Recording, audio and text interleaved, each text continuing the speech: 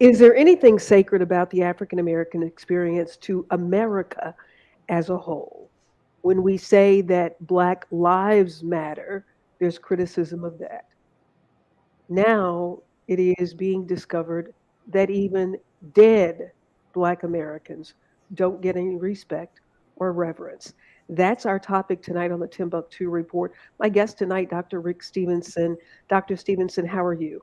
I am well, thank you. How are you? I am doing very well. This topic that we're going to talk about tonight, the burial grounds of African Americans and why America has acted as if even Black dead lives don't matter. That's our topic tonight on the Timbuktu Report. Stay with us.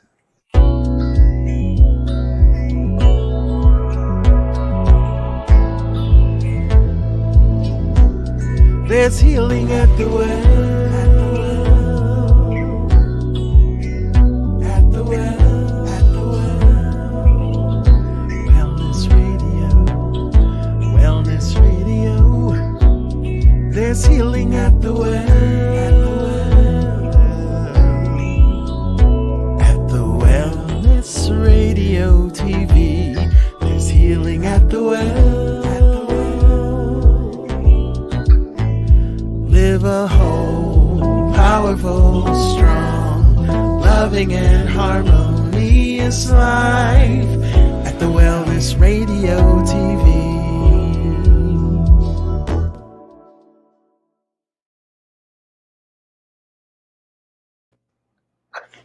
Nice. Welcome to At the Wellness Radio TV, the Timbuktu Report, with Dr. Rick Stevenson, who is a professor of African American Studies at the University of Florida and a man of the cloth. And as we always do at the beginning of the Timbuktu Report, Dr. Rick Stevenson, will you please take us to the Lord in prayer? Absolutely. We're going to need it tonight.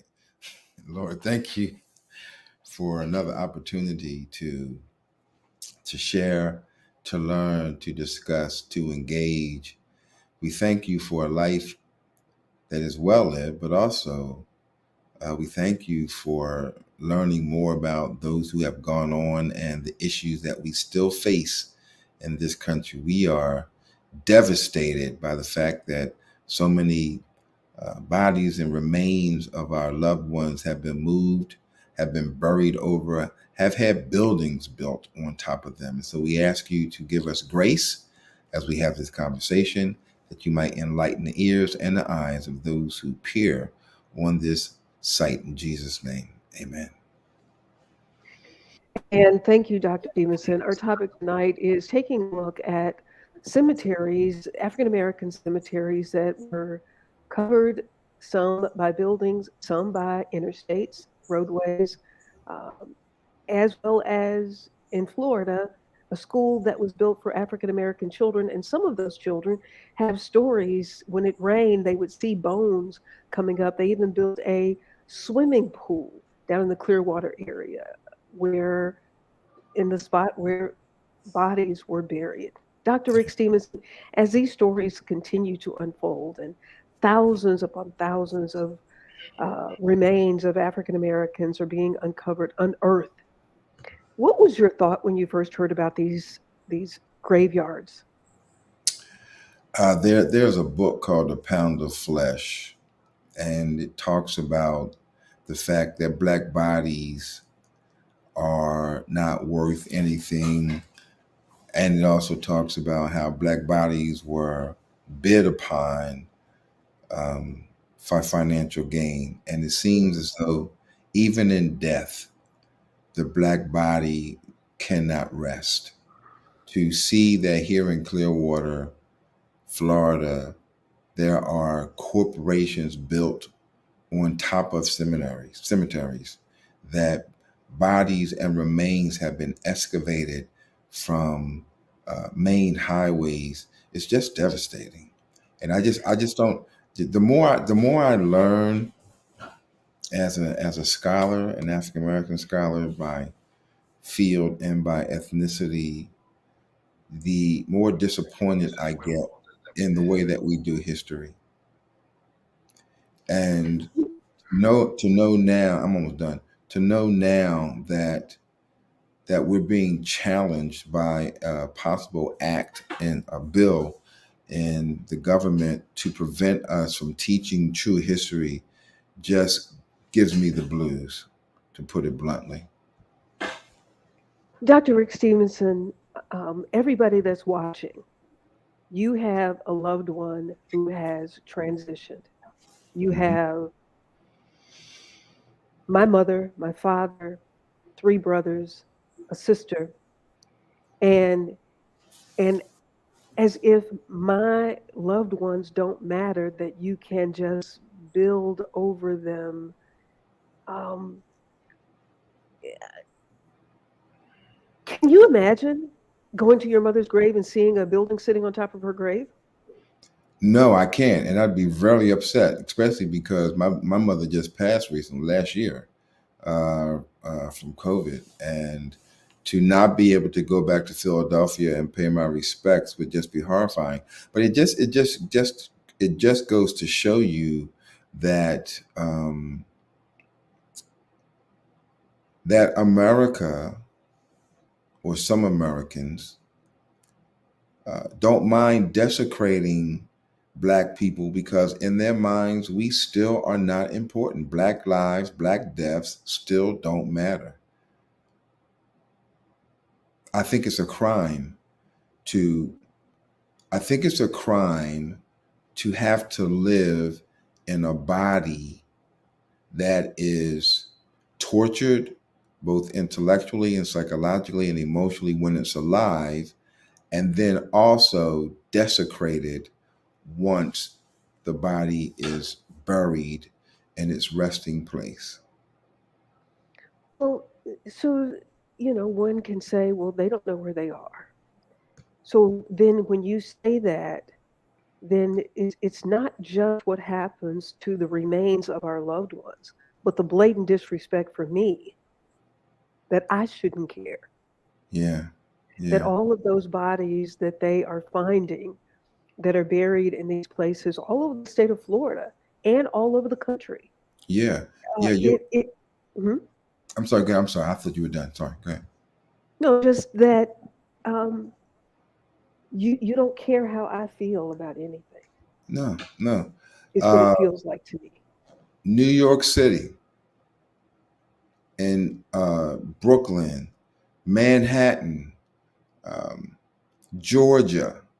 There is at the University of Alabama. One of the biology buildings is built on top of a cemetery that once held uh, Black remains.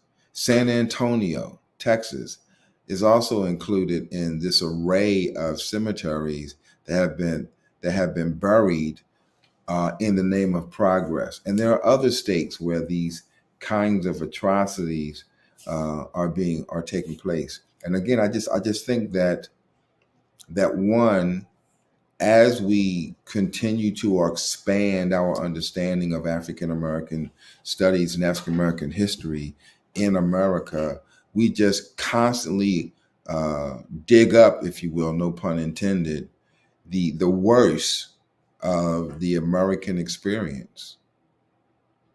Even in my hometown of Jackson, Tennessee, the Old Hickory Mall, the first mall that was built in Jackson, Tennessee, when I was working at WBJ TV, that was one of the stories that I did. And I'm just reminded of that as we're talking about this. That part of the parking lot of the Old Hickory Mall is buried on top of a Black cemetery. And one of the gentlemen that I interviewed, we couldn't be buried in the cemeteries with white people that may have been in nicer areas. This gentleman said to me, we used to have to come out here with a wagon, the body on the wagon, and the way to get back to where the cemetery was, you had to take the casket off the wagon and then walk it the rest of the way. The horse Lord, and the wagon couldn't even make it to the area. Well, progress allowed a paved road, a paved parking lot, but it's called the parking lot of the Old Hickory Mall in Jackson, Tennessee. Dr. Stephen, talk about how these kinds of things impact the psyche of African Americans, because you do feel like white people don't want you to talk about anything that shows that I have some emotions. I Yeah. have some feelings. Yeah, there's a scholar by the name of Nathaniel Normand, and he says, unlike other social sciences, Black studies has not always enjoyed the respect and academic tranquility that has been afforded traditional approaches to history and education. I would take out Black studies and say, unlike other people groups, Black people have not enjoyed the respect and academic tranquility that has been afforded traditional approaches to humanity. We have not been given the same kind of respect. I mean, you go back to people like J. Marion Sims, who did experiments on Black women, surgical experiments without an anesthesia, and it just says to us that um, intergenerationally that we not only do we not matter, but it doesn't matter what our lineage feels about the experience. It is as if when a person dies, that the rest of the family just walks off as if they never existed on the planet, and there's no concern for the emotional, the psychological, and the mental experience. Black people suffer from so many different types of stresses in this country that they're pretty hard to name, and the numbers of them are pretty hard to name. And to think that we can bury our loved ones in an eternal resting place, and then that place becomes fodder for a corporation because now the land is valuable, is just unconscionable. What what are you learning that's being done about these places where African American cemeteries, the remains of loved ones in African American families have been paved over? And you said what you just said. They do these things as if we don't matter. But if you think about this is if you can take my baby off my breast and sell it, you do have an opinion that I don't Exactly. have any feelings, and anything that you do to me, Exactly. against me, while Yeah, I'm breathing is okay. you're right. And what's happening to answer your question? One of the things that's happening, at least down in Clearwater, is they have organizations that are doing GPR, which is ground penetrating radar, and this instrument has the ability to detect graves and bodies by running the radar across the ground. So what they're doing is called ground truthing, and there's a map that one of the archaeologists showed where there were hundreds of possible bodies or graves that were under a parking lot, and they dotted it out. It looked like a number of little small squares on a very big chessboard, and there was a count from almost from 100 to almost 300 bodies that are now buried in this one place. Now, what's interesting is, and I'm not going to mention the name of the company, you can look it up. One of the companies has given permission to these archaeologists and the NAACP to do this research because the bodies were allegedly moved before they built the building, but they were not. The people were told that we're going to reinter the bodies somewhere else, and they did not. And then there are places where they just didn't care. They didn't tell anyone. The people said there are bodies here, and the building organization said no, we don't really care, and built the buildings or the parking lots or the roadways anyway. So again, this notion of desecration of blackness is not just about who we are as a people, but who we are as a spiritual people. I think there is a sense in which our spirituality is never taken into account or seldom taken into account when people are doing these kind of things.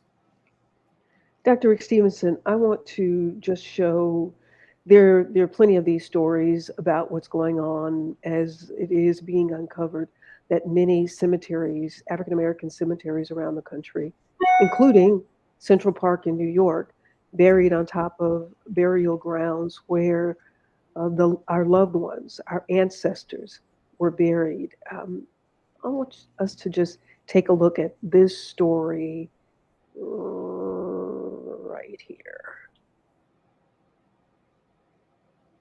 For years, archaeologists they have been trying to figure out exactly how here and they are closer than ever now to having these answers. And they confirmed to us today that there are at least 328 graves, not just here on the property, but also extending out to Missouri Avenue. The community knew this was coming, but had no idea what to expect.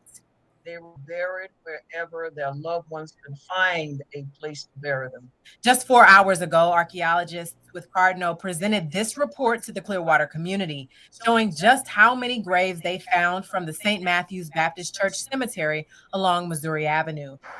Tonight's estimate of 328 graves includes the 70 they confirmed last year. The solid red lines in this image show where the archaeologists believe the graves are. The church started the cemetery in 1902 and it operated through the 1940s, but researchers say in 1955, pressure from developers drove the church to sell the land for $15,000. 2 years later, that developer flipped the property, making $110,000. Today, it's the site of the Frank Crum staffing firm. The owner told us last year, even though his company had no idea graves were there, he's ready to work toward a solution. To me, it's the next logical step to find out, what the perimeter of the old cemetery was, how many possible remains we're talking about.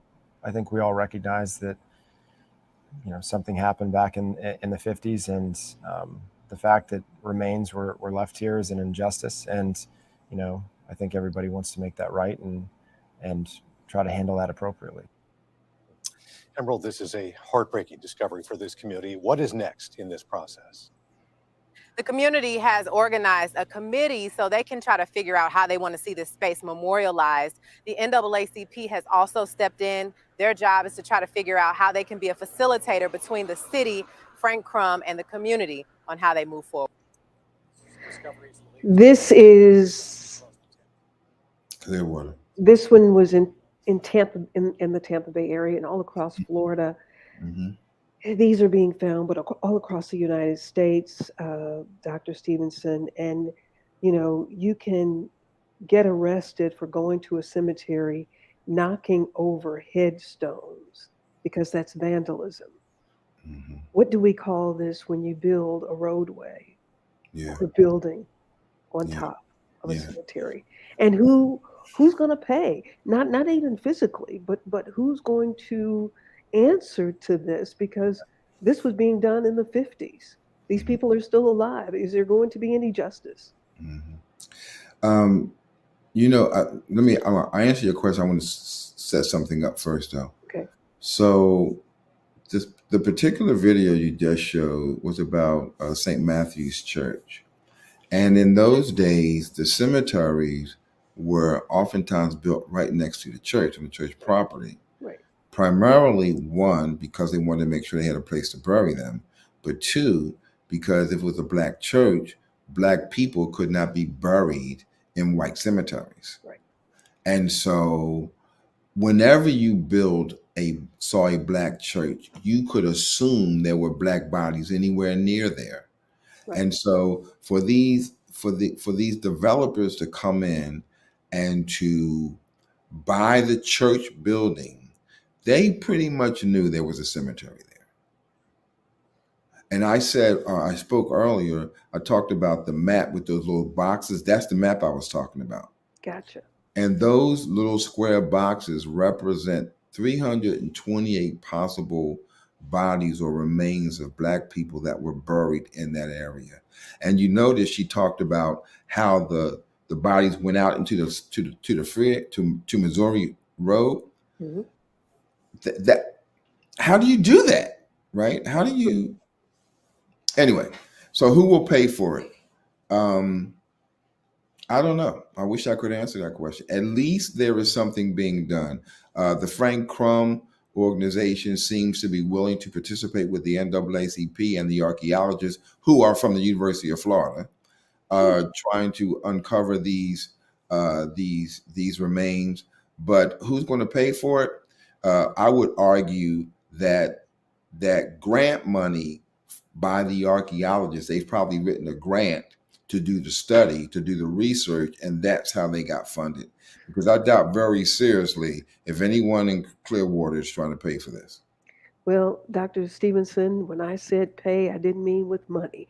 Who's going to answer from a legal aspect? If I'll get in trouble for knocking over a headstone, Yeah. should there not be some kind of repercussions for just the blatant disrespect? Charlene Obel, who is watching in South Carolina, she said Charleston should be next with excavation.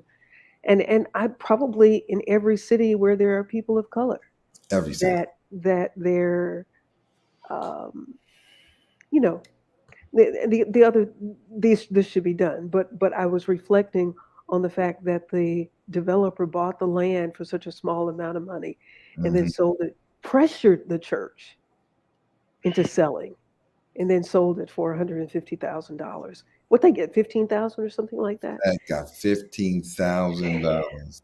Yeah, yeah. Or in some cases around the country, when they wanted to build buildings and roadways, they just take it through eminent domain as Yeah, if the fact that I own this doesn't mean anything. right. Exactly. Exactly. So who's gonna pay?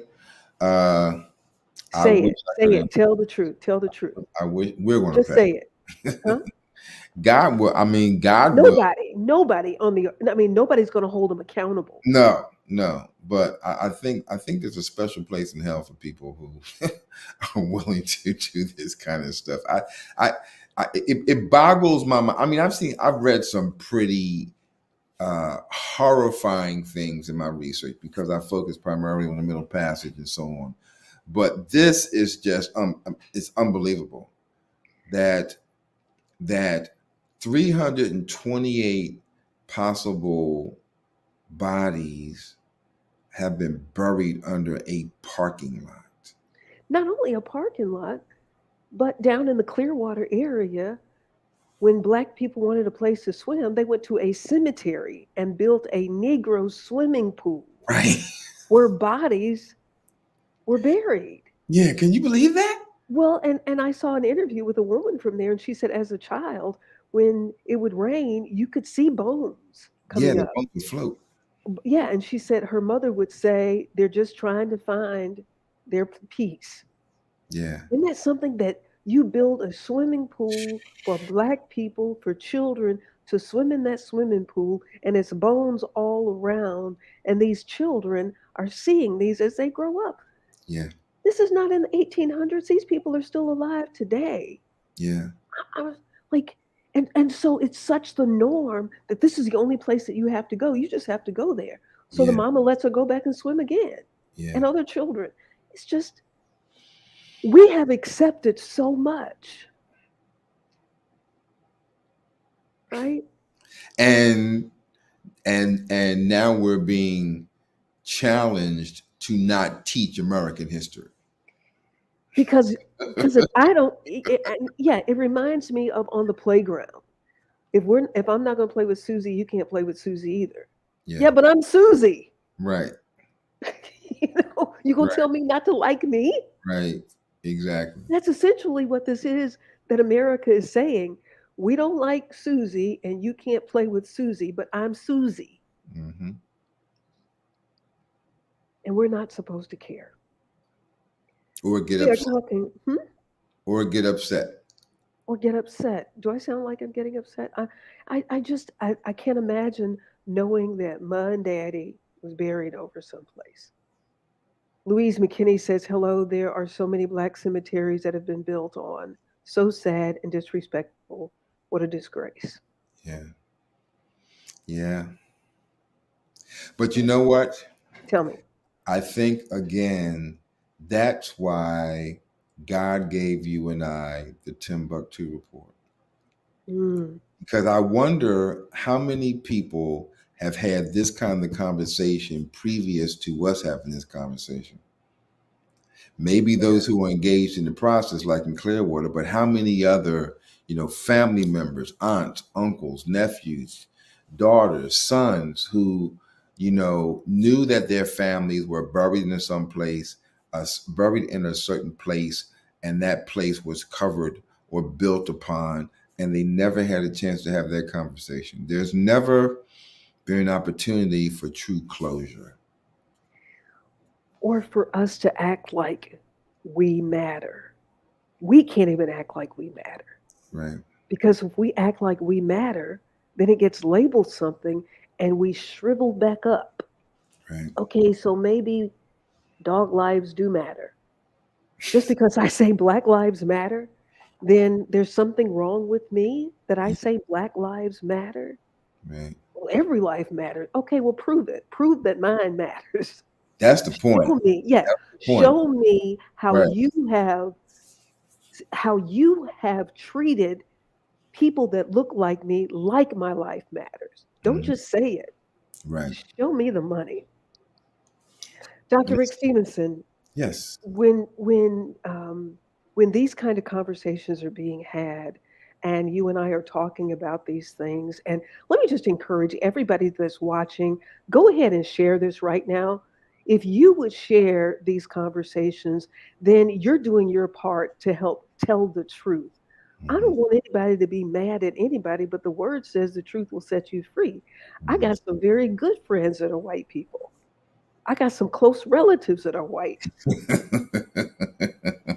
I don't dislike white people. Right.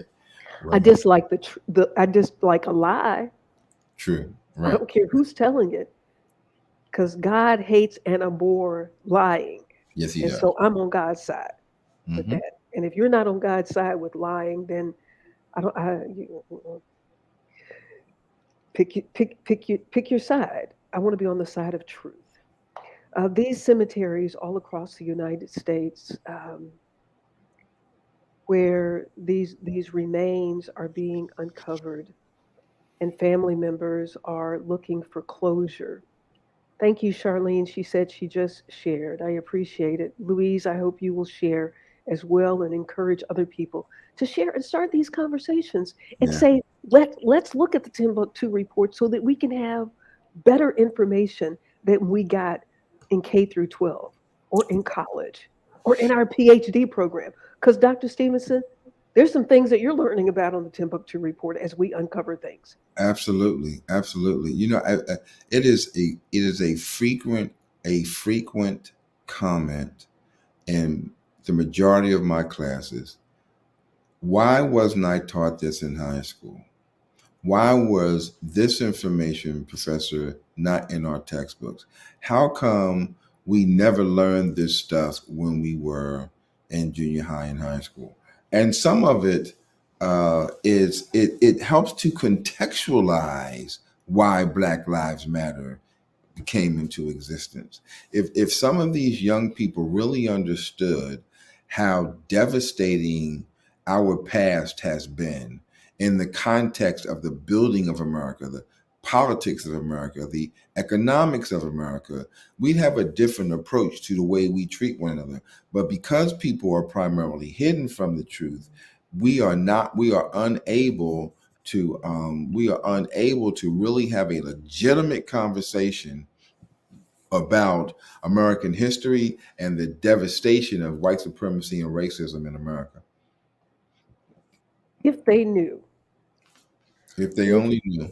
if they only knew, and to recognize that it would be better for all of us as Florida, as cities in Florida, as cities across the country are coming to a reckoning about this past of paving over Yep, Black cemeteries. It is my hope, Dr. Stevenson, that even as people who are working on these projects, people who own property on these projects, as we heard the gentleman say, they need to be respected.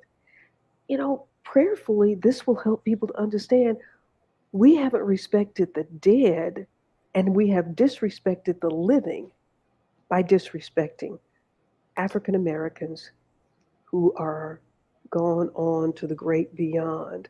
And we have not cared what that meant hmm to the Black people that were left here. And you know that you can tell that's very, very specific because there's a place in Clearwater where a white cemetery was located, and when developers came in, they built roads around the cemetery so that they didn't disturb the ground. And yet when it came to the black people, they either mowed them over, built on top of them, lied and said they were going to remove and reinter the bodies, and they oftentimes did it against the will of the people. So we know that there are underlying motives that are unconscionable when these kinds of things take place. I also did a story on a man who ran a cemetery and he was supposed to cremate people and he didn't. He was just giving family members ashes of something. See, and because he was arrested. So wrong is wrong. So if you said that you were going to reinter these family members, the remains, and you didn't do it, there should be consequences. That's right. There should be some consequences. Consequences. We will continue to follow this. Thank you, Dr. Stevenson, for bringing this information to the Timbuktu report this evening. We're going to continue to follow this. And if there are cemeteries in your community, if there are stories that are being done, if you want to do your own research and let us know, we'd love to interview you about what's happening in your communities across the country and across the globe. Dr. Stevenson, thank you so much for your time tonight. I appreciate it. My pleasure. Thank you for inviting us. I love the new intro. You do? Yeah. Oh, Dr. Steven? Well, we'll just look at it again. Thank you all so much for watching. We hope you will be here with us next Thursday at 7 o'clock for the Timbuktu Report. If you're watching on YouTube, please subscribe and share. If you're on Facebook, like and share, not just because it's us doing it, but the information is so important and is so valuable. Thank you to all of you who are watching on LinkedIn as well. I'm Pamela Marshall at the Wellness Radio TV and at the Wellness Radio TV podcast. Remember, there is healing at the well.